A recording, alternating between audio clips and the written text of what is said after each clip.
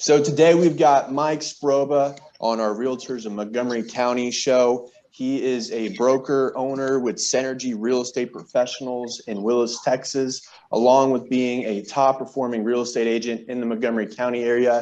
He is also a real estate investor and owns 18 rental properties. And we're super excited to have Mike Sproba on the show today. How are you doing, Mike? Hey, Nick, I'm great. Thanks for having me on. Awesome. So Mike, how'd you get started in real estate? Well, about 23 years ago, we had our first daughter. And at the time, my wife was working for Exxon. So I kind of was the stay-at-home dad initially for the first few months.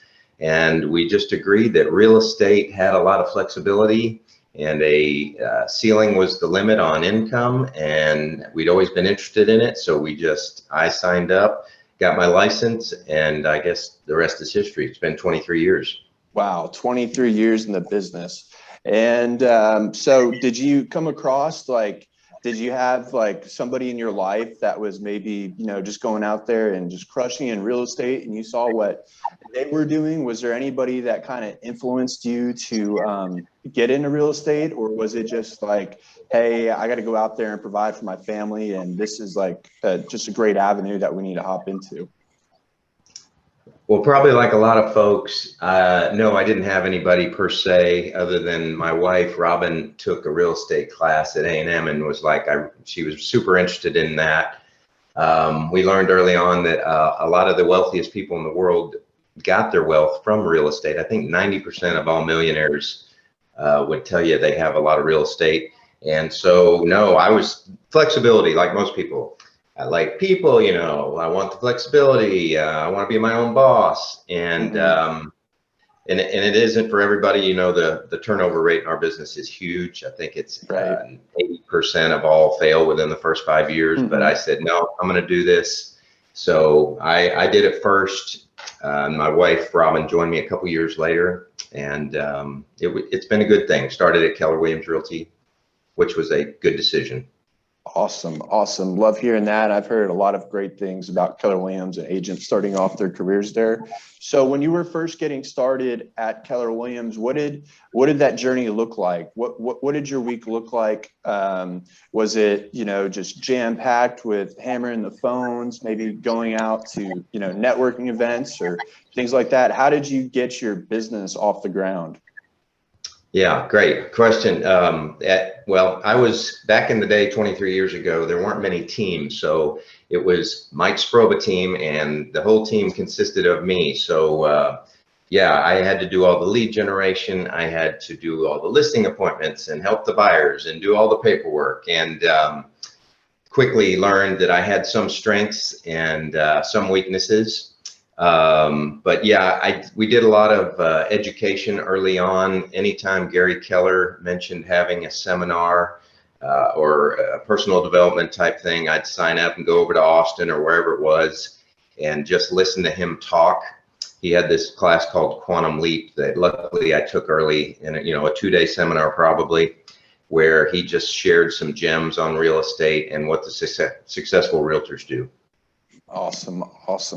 And so now kind of taking a step back, and 22 years in the business, you've done amazing. What does your journey look like, or what does your week look like now that you've built your business up pretty big? Are you still doing the things that you were doing when you were first starting off your business? Has your role changed at all? My role has changed 180 degrees. Now I am just a listing agent. One thing that I learned pretty early on was there was a personality profile that Keller Williams gives most of their agents called the DISC, D-I-S-C test. And it lets you know your strengths and your weaknesses. And one of my weaknesses is attention to details or paperwork or taking great photos or, that kind of stuff. But my strength was getting out, getting leads, being disciplined enough to get the leads and make the calls. But so we started growing a team. And like I said, now I'm just a listing agent. on our team, and we have other people that are better at taking pictures and doing the paperwork and reviewing the contract in detail. I mean, I know how to read the contracts, but before we sign anything, somebody else has to give it a once over to make sure, because I just scan it real quickly and call my clients and review the big points. But right now, I think that's huge, especially being a business owner and realizing that you can't do everything, to go out there and be such, there's just not enough time in the day. And to, being able to develop the skill set to be like, hey, and to be self-aware that, hey, this is really what I'm good at. Let me find the key pieces that I can bring in to complement, what I do. And not only is that going to help, grow your business, but that's going to help provide a better service for your client. And so I think that's amazing. And so one thing I know that we were talking about a little bit earlier in our emails is that you got training through Buffini and Company. What was that experience like? And do you think that was a big, factor into you being able to build a successful real estate business? 100%. Some other agent, when we had just started, or I just started, gave me some Buffini cassette tapes, and it was his listing appointment and what he says. And I'm like, I don't know what else to say, so I'm going to say exactly what he says on all my listing appointments, and it worked. He also does business exclusively by referral. So, he's not going in on cold calls and dealing with cold leads all the time. Typically, when he goes on appointment, a past client or someone he knows referred him. Therefore, he goes in, I call it a warm lead. At least they know who Mike Sproba is or Robin Sproba, and somebody, said, hey, they're going to take good care of you. So, yeah, early on, I started following Buffini, and we signed up for his coaching program probably in '04, and we've been doing it ever since. And you can be successful a lot of different ways in this business. There's people who work FSBOs, and they call expireds, or they do open houses all the time to get leads. But when we heard the way Buffini does his business, take care of your clients, follow up with them after the deal, and they will send you business. I was like, that's what we're going to do. Have client parties, show your appreciation and do pop buys and bring them little gifts every once in a while, especially those who send you referrals. Really reward them. As soon as I get a referral from a client, the first thing we do is pop a $25 gift card in the mail, regardless if it works out or not. They did their job. They sent a friend or family member to us. It's up to us to go get the deal done.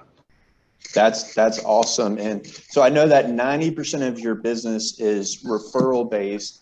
And, you mentioned kind of, sending out a gift card anytime somebody even sends a referral to you, even if it doesn't turn into closed business, which I've never heard of before, which is really awesome. How often are you staying on top of your sphere of influence? Is it something that you do once a month? Do you have it planned out? What does that kind of look like? We are on our sphere of influence daily. We have a CRM system with all of our clients, and they're all ranked by A+, A, B, C. A pluses are clients who've given us multiple referrals over the recent years. A's have given us at least one referral. B's are people who have used us to buy or sell a home but haven't given a referral.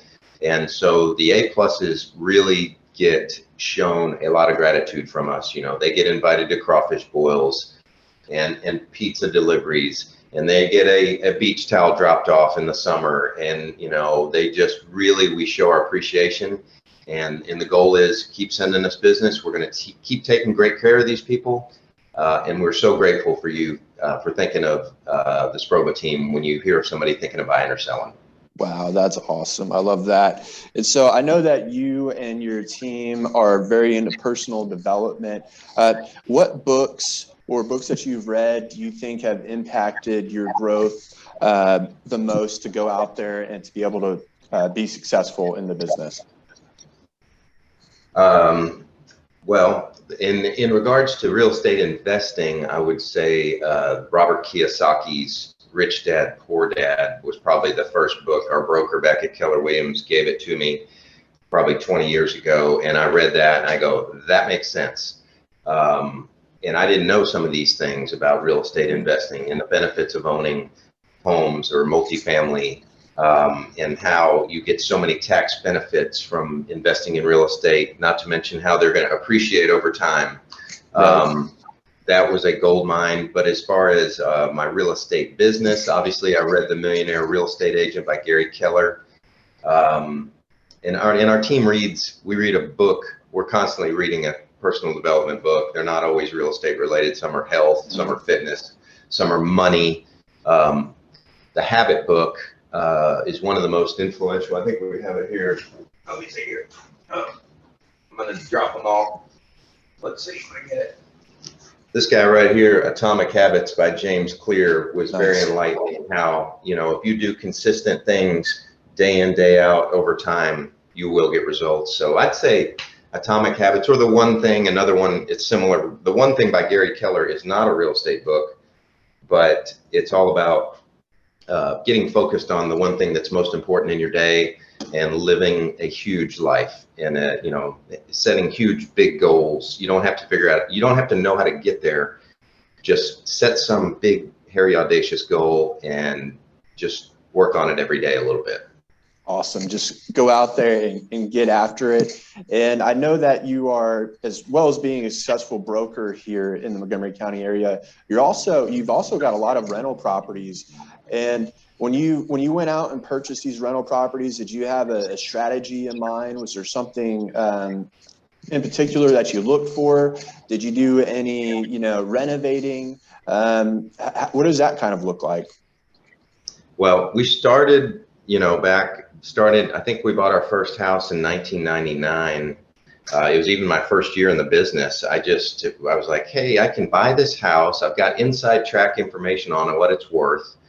I can rent it for more than my mortgage payment. Therefore, the tenant is going to pay the mortgage and buy it down over the years, and they're going to pay a little bit more than my mortgage. So our first initial goal was very simple. We want to make $200 above and beyond our cost. So if our cost of owning a rent house was $1,000 back in the day, we wanted to rent it for $1,200. Mm-hmm. And you're like, oh, well, $200 a month, that's nothing. That's only $200 or $2,400 a year in profit. But you do that times 2 or 3 different homes, and all of a sudden you're making a decent monthly income. But more than that, I typically, if the house was worth 100, I bought it for 95. So, and I got a real estate commission because I'm a realtor. So I made a little money in several ways. But yeah, like I said, and it's one of those, you don't realize it for 20 years. But so the first house we bought, it was $92,000. It was a 3-bedroom, 2.5 bath, 2-car garage. That house today is probably worth, $220,000. And the tenants over the years have paid the mortgage down. It's probably down to a $30,000 balance. Mm-hmm. So now I have a $200,000 equity in that property, and I not no out of pocket other than the initial down payment of 10%. So I think we put $10,000 in the deal years ago, and now it's worth like I said, the equity position on that's almost $200,000. Wow, that's amazing. And do you all manage these properties yourself, or do you have a management company that manages them for you? The ones here in Montgomery County, we manage ourselves. And one of the things I said from the get-go was I am not going to be the handyman, not for many reasons. I'm not good at it, for one thing, but the other thing is I don't have time for that. My main business is running the real estate, Synergy Real Estate here, but so I just have a list of great service providers around town. Because this last weekend I was out of town. I get a call, hey, the AC's not working. I just make a quick phone call to my guy. He was out same day, took care of it. I have a good electrician, good plumbers, etc. Just kind of that know they're going to get a lot of business from me. Mm-hmm. So they respond quickly and give us fair pricing and take good care of our tenants. So we manage it, but it's not overwhelming. I've heard a lot of people say, well, I don't want to be a landlord and have to listen to all this. And we have some that don't pay on time. But during the pandemic, initially, we were scared to death that, look, we have 18 houses, and what if none of them pay? And that didn't happen. 100% paid their rent. One person said they weren't going to, but we said, look, no, you still got to pay, and they did. So it really hasn't been that bad managing your own rental properties. Gotcha. And so for all the rental properties that you own in Montgomery County, you manage them yourself, and you also have a few rental properties. You said you have one in Hawaii, which is crazy. How'd you come across that one? Well, you know, we traveled to Hawaii several times. I don't know, starting 5 years ago, and we're like, this place, as everyone hears, is awesome. And, you know, why can't we have a place here? You know, you're paying top rent to get a place every time you go there. Why don't we do the same thing we do back in Texas and just buy a place and we rent it out, other than say the 10 weeks that we go over there to visit. And the goal is, you know, that it covers the cost, and it doesn't quite cover the cost, but it makes a good dent in our expenses. And we have a place in Hawaii we can go vacation for free. That's smart. I love that. And so, Mike, before we end the show here, do you have any tips for new agents that are just getting in the business to help them go out and to become successful? One of the things we did real early on was we took that DISC personality profile to see where your areas of strength are, so that, you know, when you're frustrated in if you're a realtor or whoever's watching this in your job, and you're like, why do I hate this part of the business so much? It probably has something to do with your personality. So take that DISC test. It'll tell you what your strengths and weaknesses are, and then go do the things that you are good at. Focus on those. Another thing I'd say was get a mentor in the areas of your life you really want to excel in. Like we use Buffini for our real estate coaching. I have podcasts or mentors for other things. I've not met some of my mentors in other areas, such as health and fitness and some money management. I haven't met them, but I listen to podcasts to get insight and use those people as mentors. And lastly, I would say invest in what you know, which, if you're a realtor or you're in the brokerage or mortgage business, is real estate. In 20 years, you're going to be really glad you did. Awesome. Awesome. So take the DISC test, get you a mentor, keep educating yourself. I think those are amazing tips for new agents. Well, Mike, we appreciate having you on the show. And if somebody wants to get in contact with you, how can they do so? Probably the best way is just email me, honestly. You know, we have Facebook accounts and Instagram, but mikesproba@gmail.com is probably the best way to reach us, or go to our website at sproba.com. mikesproba@gmail.com. I love it, man. Yep. Well, thank you so much for coming on. No problem, Nick. I enjoyed it. Yes, sir. Thank you. Take care.